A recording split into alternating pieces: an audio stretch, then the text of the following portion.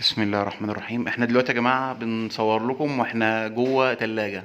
اه والله يعني في عز البرد ده احنا دلوقتي جوه تلاجة شركة المراعي لمنتجات الألبان. شركة المراعي طبعا من أقدم الشركات إن لم تكن هي أقدمها يعني. بتعمل منتجات كتير جدا.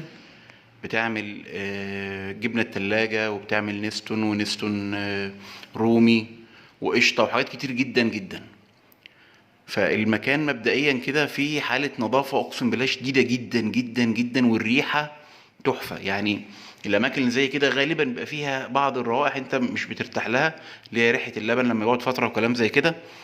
لكن هنا بمنتهى الأمانة يعني أكتر ريحة، أكتر مكان من الأماكن زي المعامل دي الريحة شدتني قوي.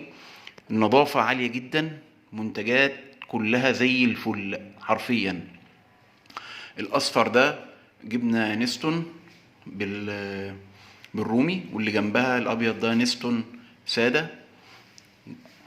وفي هناك برضو الشيدر، وفي البلوبيف بالشيدر تقريبا. ودي بقى جبنة المراعي الجديدة اللي عاملة حاليا ترند. الجبنة دي عاملة ترند قلب الدنيا فعلا. بيسموها جبنة صب، او يعني هي غالبا انت لما تطلبها تطلب جبنة المراعي لبن طبيعي. دي لسه حاجة مستحدثة.